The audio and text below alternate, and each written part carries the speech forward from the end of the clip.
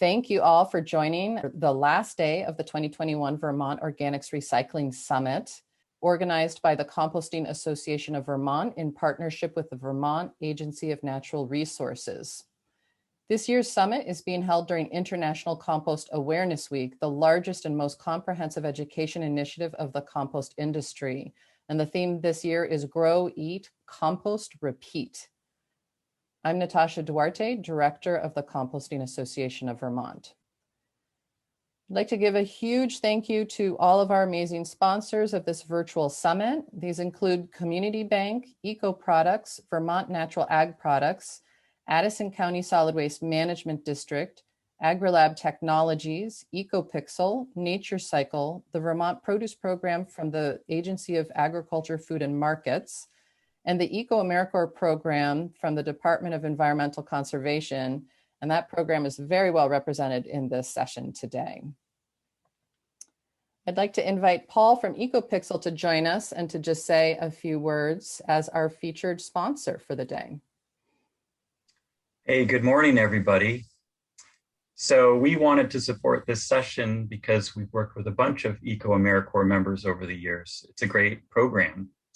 And EcoPixel creates and sustains websites that help environmental nonprofits, solid waste management districts, and other organizations to better serve their communities. Websites are obviously a big part of outreach, and we often train ECO members to make edits to their organization's websites. In fact, one of your panelists this morning uses our platform to edit the website at the Addison County Solid Waste Management District. Another ECO member we work with is at the Lake Champlain Committee. It's always great to see ECO members hit the ground running for an effective 11 months, and the train is going by. Real life. With wood chips. So thank you all for serving your communities. Certainly, if your organization needs any help creating a website that's effective for outreach, education, fundraising, or citizen science initiatives, we would love to talk with you about working together.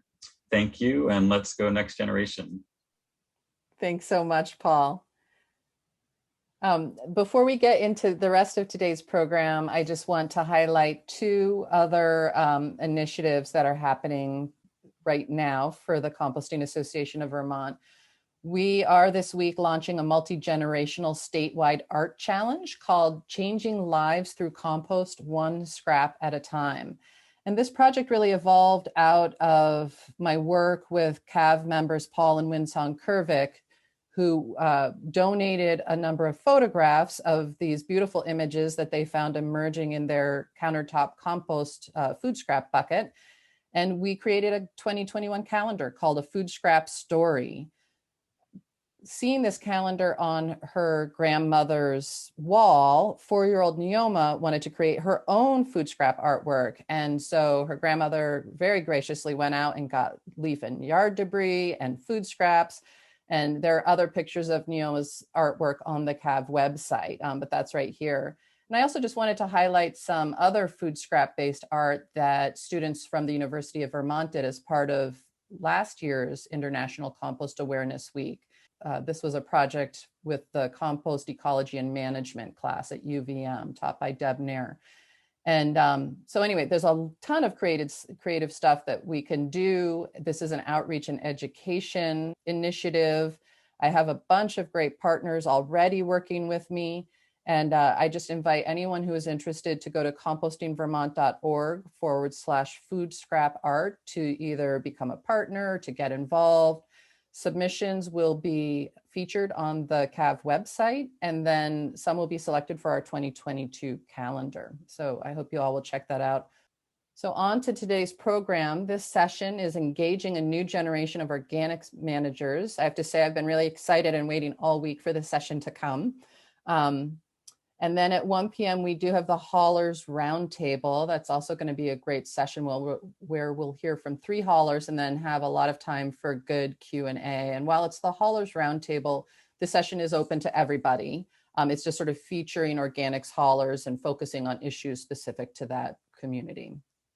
At 3 p.m., we have a virtual tour with Black Dirt Farm. Tom Gilbert will be on hand. We have about a 12-minute video that we'll be showing, and then that'll be followed by Q&A discussion. So I hope everybody will, even though it's sunny out, might make some time and come back and join us for the rest of today's program.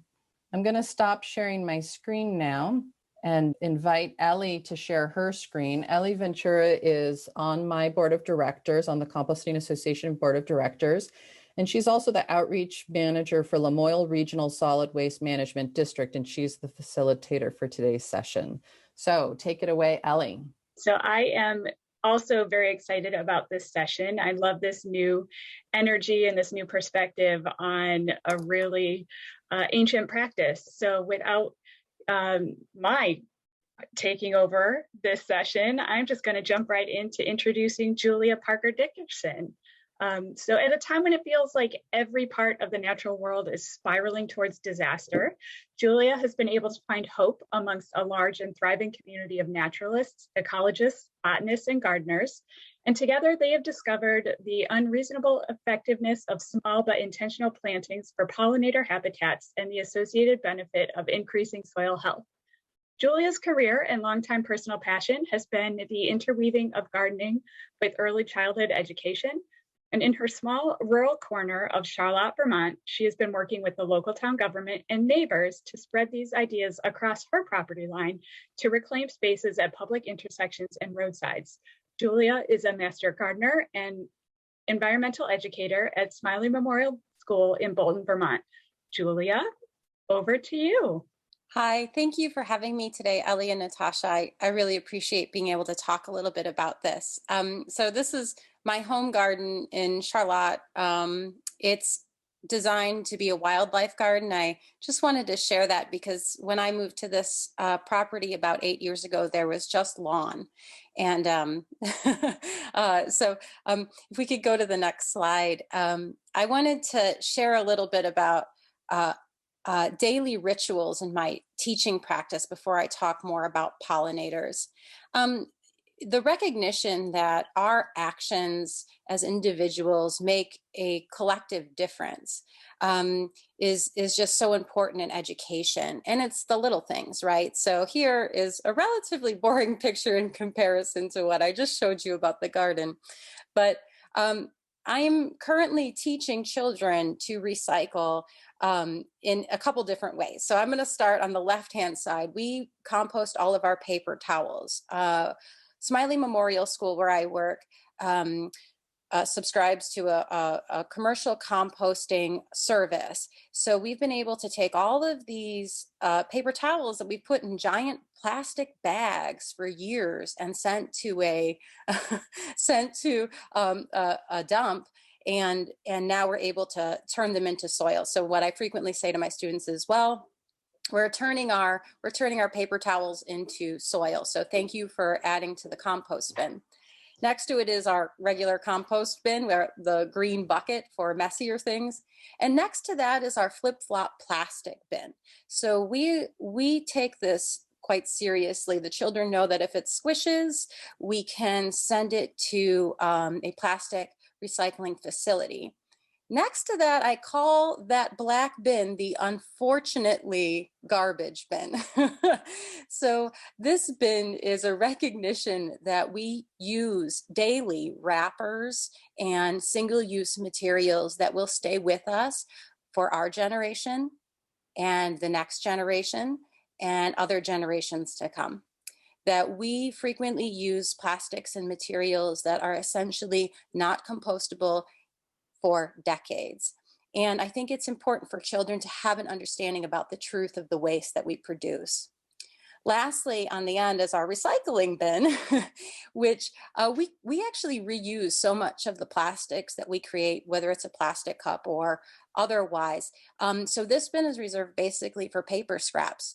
And I think that we have to recognize that only 9% of plastic recycling is recycled. That was a National Geographic statistic that came out, which I think is quite sad.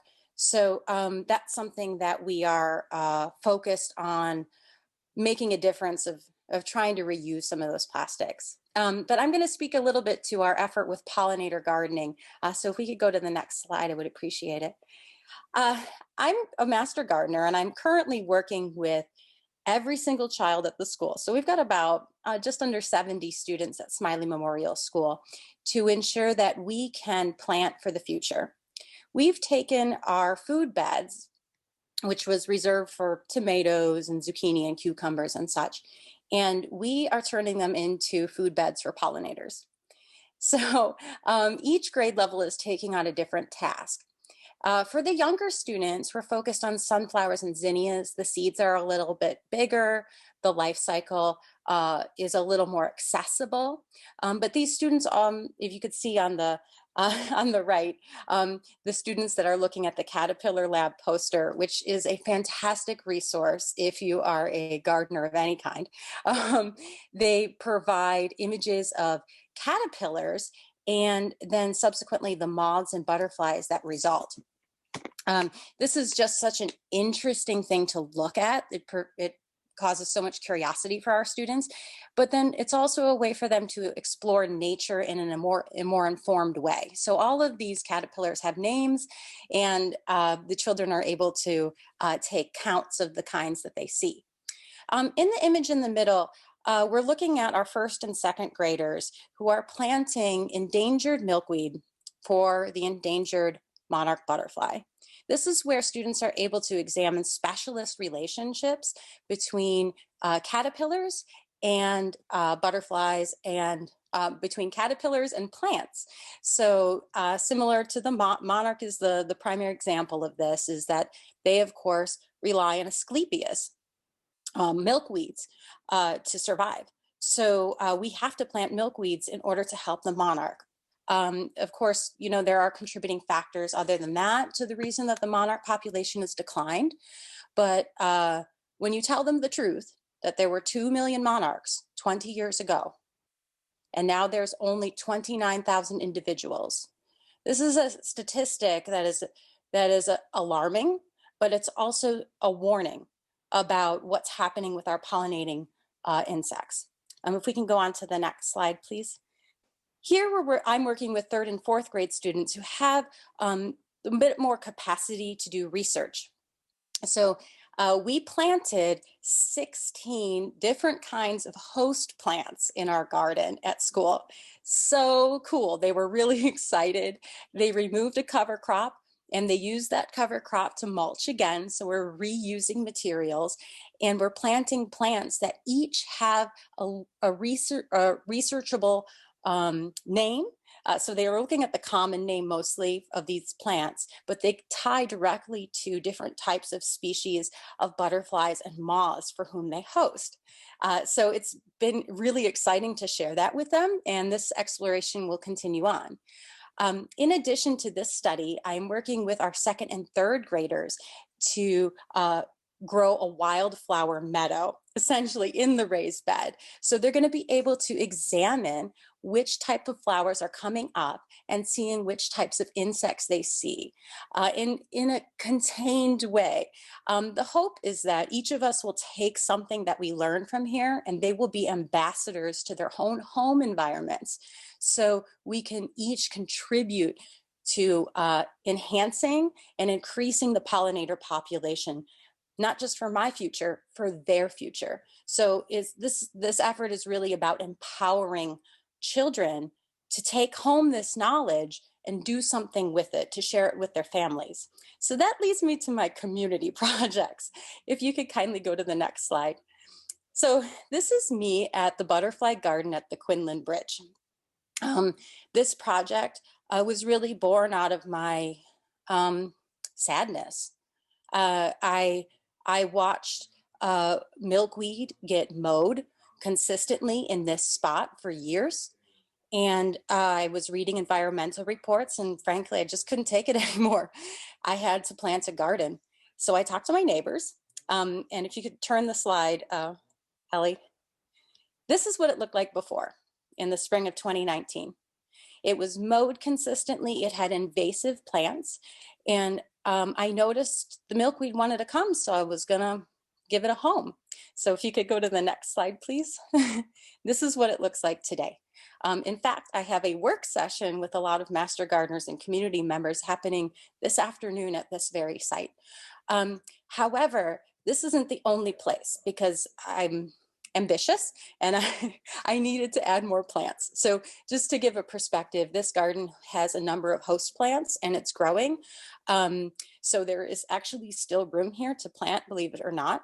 And I have done research to put plants in here. So I would say the ratio is about 70% native plants and to about 30% non-native but pollinator nectar producing. So it's really important to recognize that the plant list is a representation of plants that are suitable for the Champlain Valley and our host plants. If we could go on to the next slide, I'll show you another project though.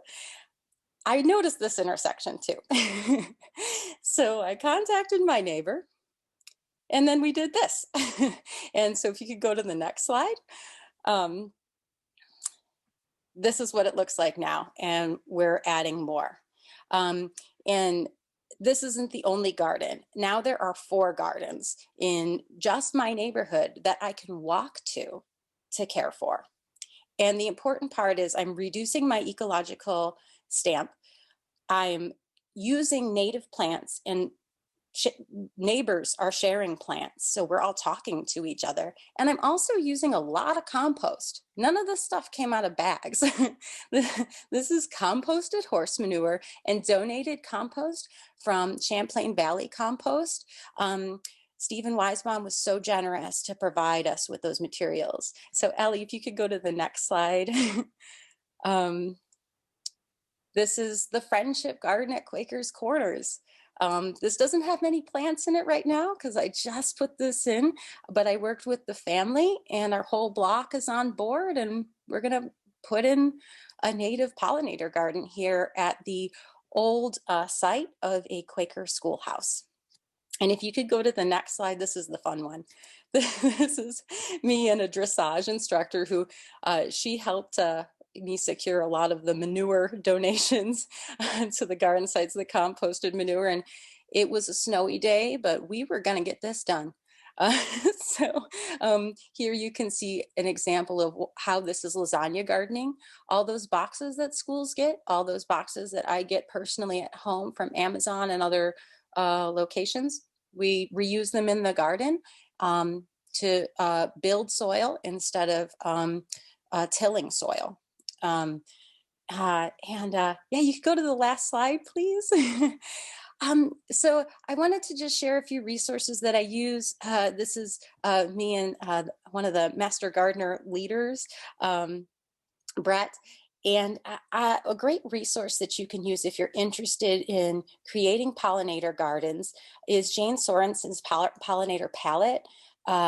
She has an excellent Gantt chart, so you should check that out because it's really awesome, for all the plants that you can use in your garden and the different times of year to use them. So you're offering nectar and host plants to pollinators throughout the whole growing season. The National Wildlife Federation Plant Finder is also an excellent resource that I use regularly. It's connected with Doug Tallamy's Homegrown National Park, and if you haven't checked that out, it's awesome. It's an effort to rewild our yards and our communities because there's 8 billion of us, and the world hasn't developed more resources since that population boom has happened. We need to think about how to share our yards and our communities with our wildlife. And this is one way to do it. So check that plant finder out. You can put in your zip code and find out how you can bring butterflies and moths to your yard.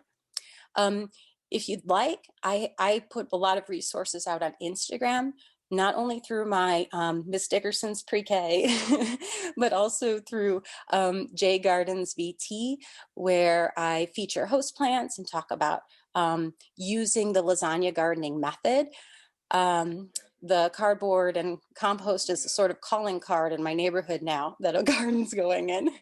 I also have a blog that I maintain that gives you plant lists. I found that developing plant lists really helps me keep track of what I've put in and what's worked. And sometimes I cross stuff off. Like I tried Edelweiss. Guess what? Edelweiss doesn't like the Champlain Valley, but bee balm, echinacea, cup plant, there's a lot of great selections that we can make. And you're also welcome to email me if you have any questions or comments or suggestions. Thank you so much. Great. Natasha, if we have time, there were 2 questions for Julia that came in. Sure. The first one was about the paper towels at school. Some composting facilities say they take paper towels, but not with bodily fluids on them. So they wanted to know, Carol wanted to know what is different about the composter processing that allows this, the paper towels to be accepted at your school. I would have to look into some of that question. I will say that if somebody blows their nose, that goes in the garbage.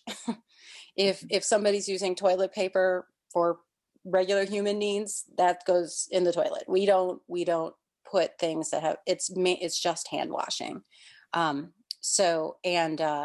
also use a lot of natural products in my classroom from Blue Land. So they're tablet products that are biodegradable. I hope that answers the question, but I did double check that I can do this. So I made sure that I checked all my boxes. Great. And that's always the advice we give, right? Always check with the person, your composter, about whether or not they will accept something. That's always the first step. So great. And then the second question is, what is your role at the school such that you work with so many different grades? Well, this year was an interesting year because it was the COVID year. So currently I teach preschool at our school right now, and we have 2 half days with our 3-year-old group. So I've made do with my time. So I run over from my 3-year-old classroom, and once they've gone for the day, and I work with all the other classrooms at the school every Monday and Thursday afternoon. Great. Yeah. Do you feel like taking one more? Oh, sure. Yeah. All right. How can we make sure to get the best cardboard from natural materials? Like some have glues or tape, or do you do any kind of screening to make sure the cardboard you're using is good? Yeah. Generally speaking, I take tape and staples out before I lay down the cardboard. I also don't use coated cardboard. So I'm trying to think of an example, like a computer box. Sometimes like if you get a monitor box, I typically don't use those. So if it's like like Amazon will usually send you, I'm sorry, that's the example. But Amazon boxes usually are something that is pretty plain Jane, no frills, no graphics. And those are the ones that I generally use. And I do see there were a couple other questions, but we can probably hold those to the end if we have time and move on. Great. All right. So next up then is Miranda Dalton. Miranda is a 7th grade science teacher teaching fully remotely for the Champlain Valley School District's Virtual Academy. And today she has brought with her 3 amazing 7th grade students to talk about their design projects to tackle the problem of food waste at home, at school, and in the community. So let me see if I can get my slides to advance and take it away, Miranda. Thank you, Ellie, for that introduction, and thank you for having us today. A great presentation, Julia. We were talking in the chat, my students and I, and we all want to be you when we grow up. So thank you for inspiring us. As Ellie said, I teach at the Champlain Valley School District's Virtual Learning Academy. We are a fully remote 7th and 8th grade science class, and we have this unique perspective of being completely at home and doing science in our home this year. To explore the science standard of the impact of resource availability on organisms and populations, we decided to dive into the impact food waste has on the carbon cycle. And we did this through a design challenge to address food waste problems in the community, schools, and at home. We began exploring the larger scale problems of food waste by watching PBS specials and developed a heart connection to the impacts of food waste, like food insecurity and sustainability. Then students started to narrow it down to specific food waste problems that impacted us at home, their old brick and mortar schools, and in our community. Our focus was to use the language and process of engineering to tackle these problems, starting with Act 148, the Universal Recycling Law, as a constraint to frame our development for our problems and our solutions. My role was to provide the right scaffolding for students to flesh out a full scope investigation of their problem, develop and implement a solution, and collect data to measure the success of their project. As the teacher, I was also using the design process to troubleshoot some of the constraints that come with virtual learning. A lot of the students' initial problems they wanted to tackle were amazing goals, like developing a food rescue system for our local grocery stores or developing composting systems for the hospitality industry. And that really reassured me that we definitely have the future of organics recyclers here with us today. After some reiteration, students began to tackle problems they could actually measure the effectiveness of their solutions, and this really shifted a lot of their problems to start solving food waste problems at home.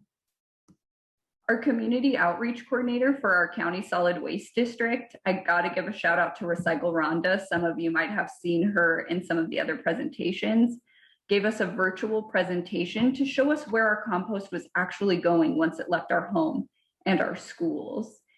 She was also able to answer student questions, and students were bouncing off some of their ideas. This really made them feel like their ideas were being heard beyond the classroom.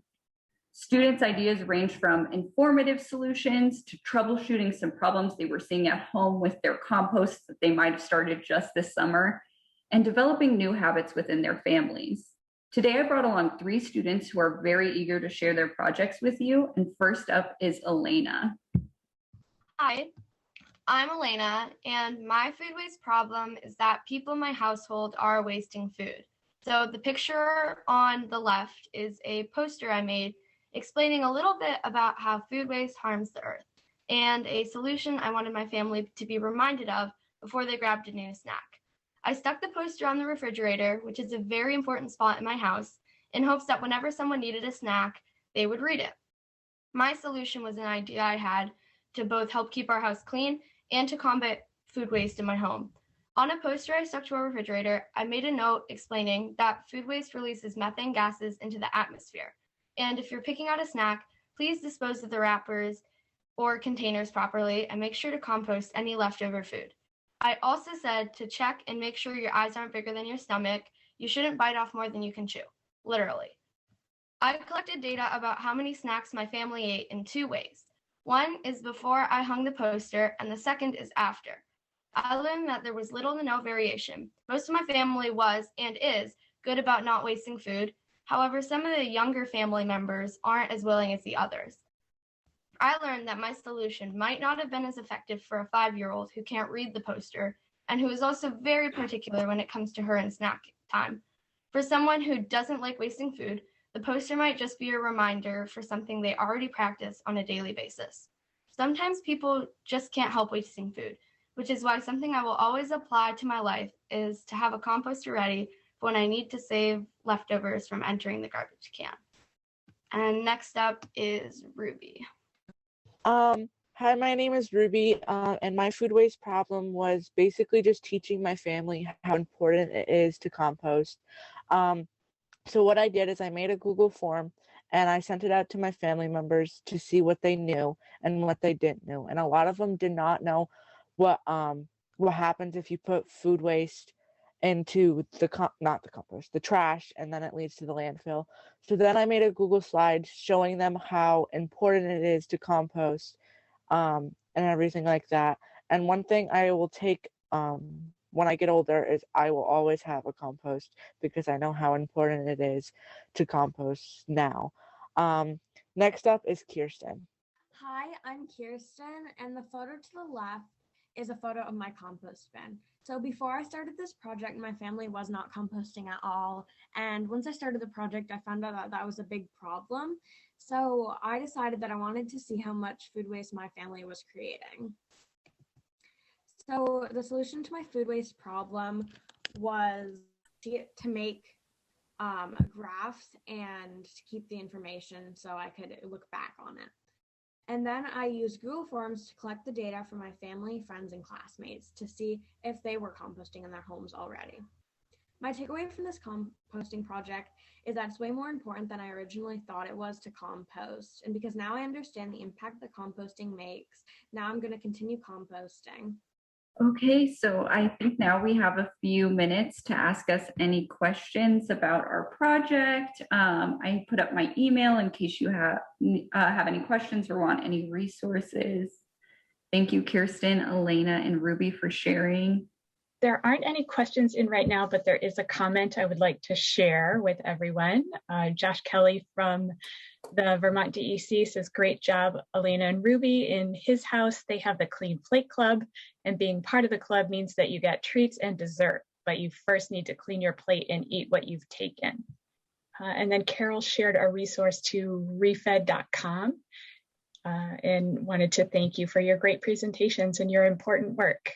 I think we will move ahead then with our next and final set of presenters. So it is my pleasure to introduce our final trio of panelists. I've had the honor of hosting an ECO AmeriCorps member for 5 consecutive years. So I know firsthand the ability of these inspiring and amazing and talented college graduates to, quote, get things done and give back to their host sites and to their communities. And right now, I'm going to turn it over to Colin Clark, who is serving as the Waste Diversion Program Assistant at the Addison Solid Waste Management District. And turn it over to you, Colin.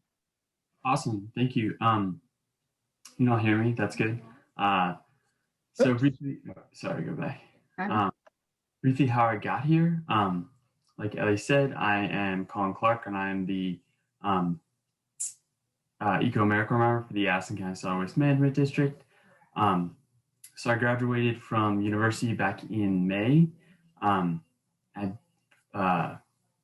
had all these big plans, but then COVID kind of upended everything. I found myself back in Maine, just sitting at my parents' kitchen room table, trolling the internet for some kind of purpose. And that's really how I found the ECO AmeriCorps program, which I thought the community aspect, environmental stewardship really inspired me. So that's how I got to this position. Next slide, please. And waste management and diversion isn't exactly what I thought of when I was first thinking about taking some kind of environmental action. I really thought I understood how to recycle, how to compost. I thought, you know, if you get that little triangle at the bottom, the chasing arrow sign at the bottom of the packaging, oh, that's great to go in the recycling. Compost, I was like, if you just throw all those greens, all those nitrogen-rich materials in a bucket, and like bam, you get compost. So there's so much knowledge and like a different knowledge set for each waste stream, and there's like so much information. I really followed around my supervisor the first couple of months, trying to act like a sponge and get everything I could.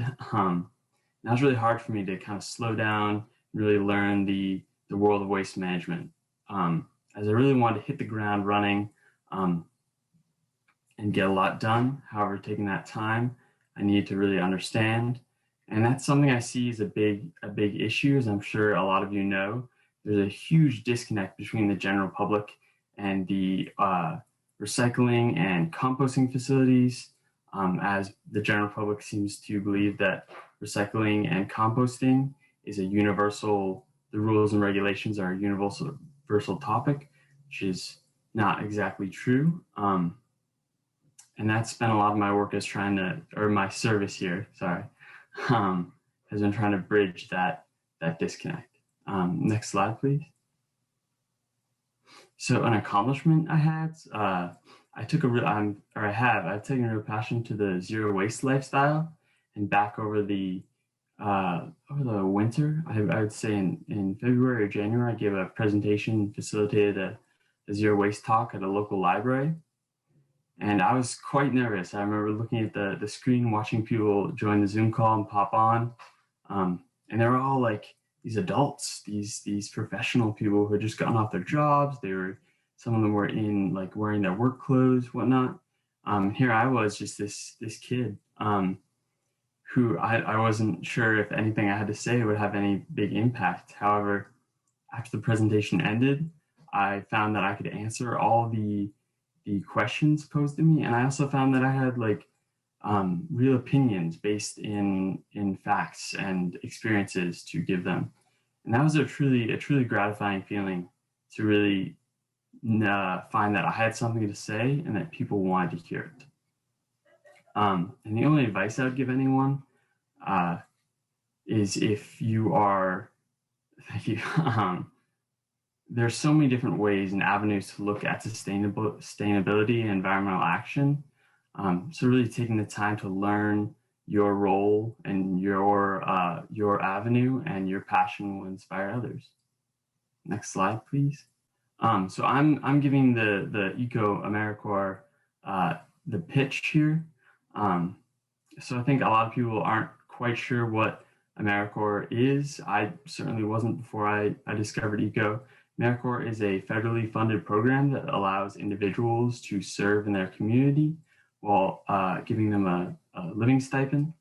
And ECO AmeriCorps is a branch of AmeriCorps service positions through the Department of Environmental Conservation. Individuals in this program serve within the land, air, water conservation, as well as waste diversion worlds. And the program aims to build a community of environmental stewardship within Vermont. I think this is a great definition. It's pretty much taken word for word from the DEC's website. However, my working definition for who the members are a passionate group of fun-loving environmental nerds who truly believe in the power of community and kindness to solve any issue. Every Friday, our brilliant supervisor Liz, or our team leader Liz, will send out an email kind of to all the members and host sites detailing what's getting done. And every week I'm truly inspired and in awe of how much service is being taken in this state, from planting trees to mitigate erosion and stormwater flooding to removing dams to allow fish to properly migrate. And I would just like to share 2 quotes from our group chat that I think really encompass who we are as individuals. The first one is from Kat Lewis, who is serving at the Department of Agriculture and Foods and System.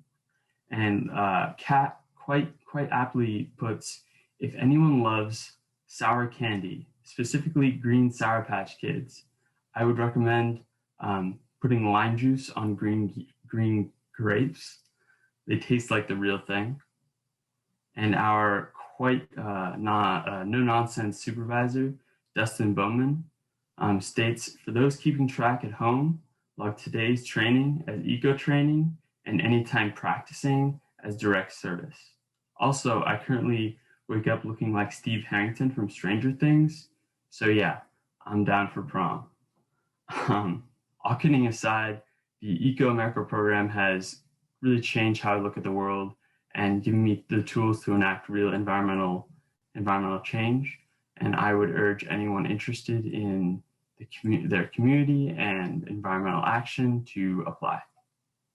And next up, we have Lexi Chambers, who is serving with the Lamoille Regional Solid Waste Management District. And Lexi can do a lot of pull-ups, so. Hello, everybody. Thank you, Colin, for that intro. A little bit of background about me. I am the Lamoille Regional Solid Waste Management District ECO AmeriCorps. I grew up in Pittsburgh, Pennsylvania, and I went to school for geology, got my BS in geology from Slippery Rock University. So it was a big shift for me coming to Vermont, but whenever I graduated college, I kind of was stuck in this rut like Colin was, where the pandemic made it really hard to get a job that I wanted in my field. And I had remembered someone who had came and spoken with us that was an AmeriCorps member in one of my classes. And I was like, why did I not think to apply to the AmeriCorps first? So I did some extra research and found that like their mission statement aligned strongly with my own morals and my own desires and applied. And that's kind of how I got here. Next slide, please. So moving to Vermont was the easy part of this transition. However, like navigating the materials management world was not necessarily so easy in the beginning. There is a strong inconsistency when it comes to laws and legislation of various materials from different states to different counties to different cities. I come from a compost abyss, a place where very few people manage their food waste. I think I knew one person growing up who actually composted their food waste. So whenever I moved here, I was immediately inspired by the people in the state and their ability to adapt and support Act 148 and the food scrap ban. And I found it to be really humbling as well because I had never composted myself before I moved here. So I began researching compost, the methods, the science behind it, anything I could in order to really serve my community and my host site as best as I could. And because I realized I needed to be educated and participate in this subject in order to encourage and promote it in my community. Next slide, please. Even though there was that little bit of an obstacle, there was a whole new love and a whole new passion that I discovered from this experience. So even though it was a little bit rough in the beginning to learn all this information, I think that the outcome of it has outweighed that entirely because I have this whole new love for organics management and for compost. I became a VT master composter as well as a certified compost operator for Vermont through some courses that I took while being here. I spend a lot of time at our compost facility. It's my happy place here. I absolutely love it. So even though there was that obstacle, it really didn't mean anything in the long run. It just helped me discover my passion for compost even more. Next slide, please. And then just my advice for anybody who's looking to get into this industry, the network that exists within the organics industry really is without bounds and it's ever increasing. So if you're searching for more information or looking to get into it, the ECO AmeriCorps is a great way to perform service and learn about materials management, like Colin had said. I also recommend checking with your local solid waste management district because there are an insane amount of webinars, classes, and certifications that you can obtain or attend in the organics industry as well, because the barrier to entry is really low, and this is an industry that is growing in popularity and importance. So I really hope that people become more involved in it as time goes on. And with that, I will send it over to Amanda. Hi, so I'm Amanda Clement. I am the ECO AmeriCorps member for the Central Vermont Solid Waste Management District. And my story is a little bit different than the other two because I was born and raised in Vermont. I was born and I was raised in Fairhaven, Vermont, which is a very different area of Vermont from the area that I live in now, which is the Barre, Montpelier area. And I was really fortunate growing up that I really lived in a very small community, and I was really kind of in that bubble where I spent a lot of time outside, hiking around, and being blissfully unaware that there was any sort of environmental problems whatsoever. And then being almost a typical, kid from a small town, the moment I graduated from high school, I wanted to get out. So I went to 1 year of college in Albany, and when I was there, I was really in this science university, honestly, full of a bunch of climate change deniers, and I was very concerned about that, and ended up coming back home, and I did a college in Castleton. And when I was there, I was really like, I had read something about plastic bottles, and I was just something lit some sort of fire under me, and I got really into reuse and that kind of thing. So after college, I did a bunch of traveling, and I spent a lot of time actually going around and building earthships in Japan and New Mexico and Arizona and all that. So I just spent a lot of time traveling around, and then I came back home and thought that I had a lot of idealistic ideas, but I needed a little bit more realism, and I did some looking online, and I decided to try out AmeriCorps. So that's where I am now. So in the district, what we do is a lot of outreach and education. So I do some tabling at farmers markets I've started to do, and some business outreach and that kind of thing. And what I've learned over time is really the importance of talking to people, because even if it's really hard to talk to strangers, and I mean, I know I hate talking to strangers, it's just the way it is, but especially with the solid waste management stuff and that kind of thing, as Colin was saying, there really is a disconnect between, you know, the professionals and the people that are doing it day to day, and how difficult they believe it is, and the interest in that and all that. And I grew up really not having any sort of compost education whatsoever. Unfortunately, when I was in school, it was not something that was really taught to everyone. And it's really, you know, great hearing that more people are learning about it now. But that wasn't something that I learned. So it's really great talking about the different options that there are, you know, for people that maybe aren't necessarily interested in having compost for their gardens. You know, there's the green cone that's really easy. In fact, actually, my mother's getting one of those for Mother's Day tomorrow. So that's great.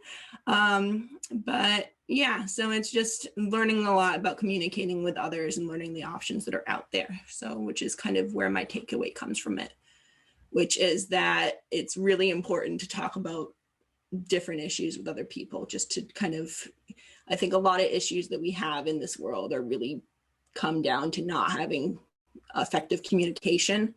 And you also learn different things from people when you talk to them. So one of the things that I learned over time, which has actually been something I've been really interested, because as I said earlier, one of my biggest interests is really waste reduction and reuse, is how many people are really interested in, you know, compostable plastics and bioplastics and that kind of thing. And eventually I think I'd like to kind of learn more about that, because, you know, right now, you know, a lot of people that aren't necessarily in the industry think that they can just toss them in their backyard compost and that kind of thing. And it'd be great if eventually the technology gets to the point where they can do that, and we can have a lot more waste that is more effectively getting broken down and that kind of thing. So yeah, communication. All right, that's it. That's my spiel. Thanks, Amanda. Yeah. We did have a couple of questions and comments come in. Another one I just want to share from Josh Kelly, who says, "We love the ECO AmeriCorps members and all they do to reduce, reuse, recycle, and compost Vermont's waste stream. Thank you for your service," in all caps. Josh knows the lingo. And then Dustin, I saw that you had made a number of posts here in the chat, and I wanted to give you the opportunity to unmute and do a little, just share that information out verbally. And then River from COG also wanted to remind people that the Peace Corps is another opportunity to open people's eyes as well. So Dustin, if you want to take a couple of minutes and share a little bit of information about the program, please feel welcome to do that. Thanks, Ellie. And thanks, Colin, for the reminder that the circle of trust in our group chat is maybe not as close as I thought. What an inspiring conversation. Thanks so much for hosting, Natasha, and just so many environmental leaders on this call. It's really awesome to see. So yeah, briefly, our program is housed at the Vermont DEC. I think a lot of people think of the DEC as kind of the compliance or regulation wing of state government. So ECO is kind of the outreach communication arm of that. And I think like Josh Kelly's team is well versed in that world. And so it's our pleasure to support waste diversion and compost in the state by placing members at host sites at different solid waste districts throughout the state to add capacity. It's just such a privilege to manage our members. My job is really to find people like Colin and Lexi and Amanda and Ollie's on the call, and just put them in positions to succeed because they're infinitely skilled and passionate about this work, service. And it's been great to see the program grow over time as the recognition is growing as well, that we need to do a better job at processing our food waste, especially, and trying to create a closed loop system in our society. So our program really aims to build members' confidence and capabilities by providing them professional training and development throughout the service year. And that's the thing that really motivates my involvement with the program, and our director, Carrie Hengstenberg, who I'm sure many of you know. We just want to support our members, and above all, ensure that they're happy and that they're feeling like their 11-month service with us is kind of helping them along their path, because service in AmeriCorps is so fast. It's only 11 months, and many times our members will start projects but not get to finish them. So it's great to see the progress that our members make each year, but then sort of pass that on to the next member as well. Sorry, I'm getting a call from the 1960s. But it's, yeah, one of the things that we've identified this year through our DEI initiative is the barriers to entry into AmeriCorps, because it is a service position. It's on a living stipend, which hovers right at the poverty line. And I think one of the faults of AmeriCorps is that they sort of ask members to experience that poverty, and that in many ways is unfair, and I think prevents folks like Colin and Lexi and Amanda and Ollie from joining service, or would prevent them from joining service if they didn't have the means to. So one of the things that we're looking at doing is creating an affordable housing network throughout the state. So we're kind of asking people if they're interested to share out. The link in the chat is to a share kit to help you get started. And we'll just see what comes back. We don't know if we'll get a handful of responses or an avalanche. So it's really up to you, but know that the work that you're doing to share that out is going to help your solid waste district. It's going to help your beloved local nonprofits. It's just going to help us be a functioning program and allow this opportunity to exist for everyone, not just kind of the lucky few. And then finally, we're recruiting. We're really excited. This is a tough time of year for me. I personally hate change. And I feel like that's all that AmeriCorps is. So it's a good exercise in strengthening a weakness. But we're recruiting for our next cohort of AmeriCorps members. So we have 30 AmeriCorps members each year, and they start in September. So recruitment is open right now from May until the 28th of this month.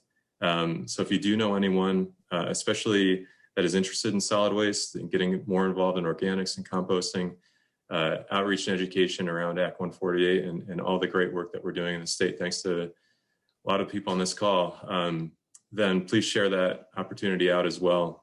We'd love to chat with them and get to know them better. Yeah, just really proud of all the ecos on the call, and great to see everybody today. Thanks for letting me spiel a bit. Does anyone have any questions? There was a question in the chat, but Dustin, you talked so long, they researched and put the answer in there for you. Google is your friend, people. Yeah, somebody just asked if the ECO program was unique to Vermont. It is. We're one of 7 state programs, so there's other AmeriCorps programs that you'll notice in Vermont that are doing work on affordable housing or childhood development, things like that. We focus on water quality and waste reduction. Climate resiliency is really a big part of what we do, and that's, I think Josh told me that if improperly processed food waste were a country, it'd be like the number 3 producer of greenhouse gases. I might be butchering that, but it sounds scary, and it was. So it's great to focus on that area. So ECO is unique in that regard, but we are modeled on a program that I think began in Minnesota. It's called the Minnesota Green Corps. So we're not the only opportunity out there. If you do know people that are interested in service, Peace Corps, we've had a few members come from Peace Corps to serve in our program or go to Peace Corps afterward. Also excellent opportunity. I'm so glad somebody mentioned that in the chat. So public service, community service is always a good option, especially for people that are recent grads and sort of looking for, what's next. Great.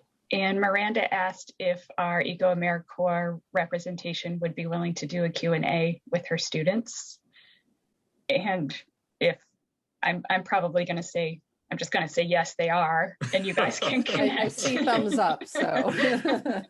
And you guys can connect offline for that. There were a couple other questions in here. Natasha, we're till 11:30 or just 11? 11:30. We have plenty of time for discussion. Yeah. Okay. Josh, you might want to chime in on this one.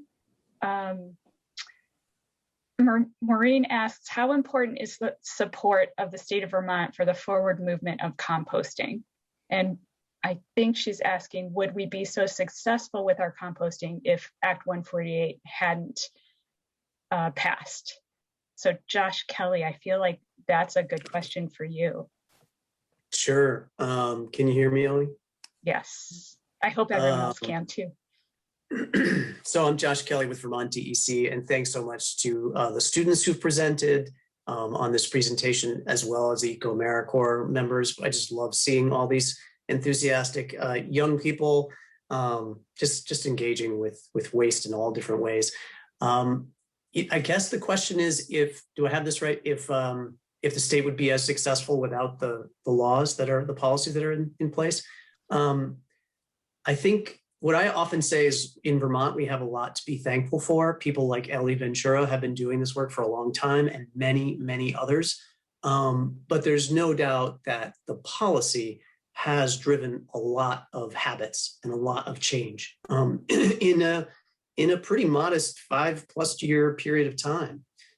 So I have reporters ask me all the time, like, were you surprised? And I keep saying, no, I'm not surprised. I'm impressed. During a pandemic, that after July 1, people responded and actually took action. I mean, there was so much going on in our lives, but people really focused on preventing food waste and composting the scraps. So I've just been continually impressed by the people of Vermont and their engagement with this initiative. Great, thanks, Josh. And then Julia, we do have a question for you from Dustin, actually, from when you were first presenting. He says, you're growing community along with coneflowers. Can you talk about some of the comments you've received since planting intersections? Have you gotten any pushback? And do you have any tips that people can use to make this happen in their own communities? Oh, sure. Well, ironically, before I put in the garden, I had to go to the town of Charlotte and say, hey, I want to do this. And they were receptive in ways that I was it was thrilled to hear that. But there were people who were really skeptical, like, how much is this going to cost the town? Who's going to pay for this? And I basically had to just say, everybody take a deep breath. We're going to community source plants, and we've got a lot of great horse farms around here that have resources, and I've got cardboard. We've got this. And it just kind of went from there. I think, in terms of building community, I'm a runner, and I run my neighborhood. So I see people and I just say, hi. Hey there, I'm doing this down at the bridge today. Do you want to come check it out sometime? And if you say that enough, people come. And I think it's a matter of getting out of the comfort zone and just saying to people, hey, I think we can work together to solve a problem. I have to admit, I'm from Chicago, so I didn't grow up in Vermont. I didn't grow up in Charlotte. And most of my neighbors work the same hours that I do. So we see each other, in the summer months and when the weather's nice. And it's a matter of capitalizing on those opportunities just to talk to each other and be friendly. And, when we talk plants, we're not talking politics. I'm not even talking climate change with most of these people. I'm just talking about really cool plants that bring butterflies to our neighborhood. And it lightens the dialogue about climate change, and it also just builds community. And I would say, if you're interested in doing something like this, start really small. Start with one Amazon box, a medium-sized one. Put some compost on top of it. You have to wait a little bit for a lasagna garden, and add 3 plants. A plant that blooms in the spring, a plant that blooms in summer, and a plant that blooms in the fall. And you've already made a difference. I think that's really the key. Is this takes everybody. And if it feels like a task that is overwhelming, then people don't do it. So my advice is to really just not be worried about killing the first plant you buy if you've never gardened before, and just give it a try. And I think focusing on native plants is really important too, and supporting your local nurseries. I have to give a shout out to Red Wagon Plants, who's been incredibly supportive. I honestly, just people will split plants from their yards too. A lot of people put plants in compost, right? Because there's too many. So I hope that answers the question.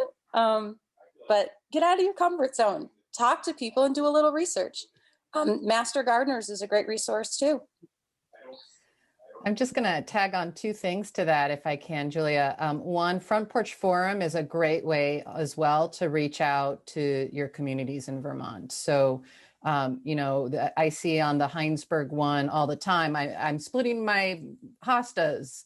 They're at the end of my driveway. Come, take them, please. Or whatever it is. So, I think in terms of plant swapping or even manure, and, that's a great resource.